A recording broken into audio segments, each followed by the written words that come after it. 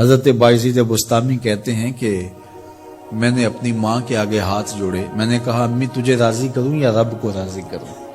تو اپنے حق مجھے معاف کر دے، اللہ کو میں راضی کر لیتا ہوں۔ ماں نے کہا جاؤ پتر میں اجازت دیتی ہوں۔ گئے جنگلوں میں ذکر و فکر میں لگے رہے، تنہائی میں اس کو یاد کرتے رہے، دن رات ذکر کے چراغ روشن رکھے۔ 12 سال گزر گئے حق کی تلاش میں۔ ایک دن واپس بستام کے قریب سے گزر رہے تھے، خیال آیا چلتے چلتے ماں کو سلام کر جاؤں۔ دروازے کو دستک دینے لگے تو اس خیال نے ہاتھ روک لیا کہ ساری زندگی ماں کو سکھ تو دیا کوئی نہیں، اب دکھ بھی کیوں دینے لگے ہو؟ رات کا ایک پہر بیت گیا ہے، سردیوں کی لمبی رات ہے، ماں بستر میں لیٹی ہوگی، تیرے لیے اٹھے گی، دروازہ کھولے گی۔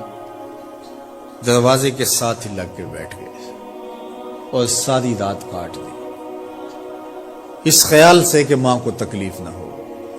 جب سحری کا وقت ہوا تو اندر سے جو نالی آتی تھی اس نالی سے پانی آیا، سمجھ گئے میری ماں تہجد کے لیے اٹھی ہے اور وضو کا پانی ہے، تو فوراً دروازے پہ دستک دی۔ اندر سے آواز آئی بیٹا بایزید میں ابھی آئی۔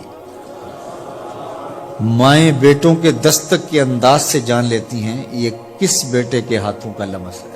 12 سال کے بعد آئے، دستک دی، کہا بیٹا بایزید میں ابھی آئی۔ ماں کی تو نگاہیں ہی دروازے پہ رہتی ہیں۔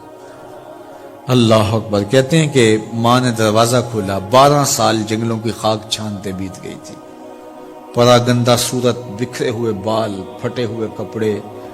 میری ماں کی جب نگاہ میرے پہ پڑی تو اس کی چشمان سے موٹے موٹے آنسو ٹپکنے لگے، اور اس نے ایسے ہاتھ پھیلا کے کہا مالک میرا بیٹا بایزید تیری طلب میں نکلا تھا، تو نے ابھی تک اسے اپنا قرب نہیں دیا۔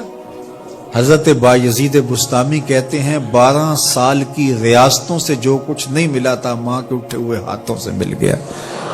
میں نے کہا مالک میں تجھے کہاں ڈھونڈ رہا ہوں، تو کہاں موجود ہے؟ تو ماں باپ کی رضا اللہ کی رضا کا دروازہ کھولتی ہے۔ جن لوگوں کے ماں باپ ناراض ہیں اور وہ جا کے پیر صاحب کی خدمت کرتے ہیں اور میاں ماں کے قدم چومو، باپ کی ٹانگیں دباؤ، ان کی خدمت کرو، تمہارے پہلے مرشد وہ ہیں، ان کو راضی کرو، پھر کسی شیخ کامل کی صحبت میں آنا، دیکھو کیسے دل کی بند کھڑکیاں کھلتی ہیں۔ ایک مرشد تو ناراض کر آئے اور دوسرے مرشد سے تمہیں کیا ملے گا؟ تو راستہ یہیں سے کھلے گا۔ والدین کو کبھی ناراض نہ کرو، والدین کو کبھی دکھ نہ دو، والدین کو کبھی تکلیف نہ پہنچاؤ۔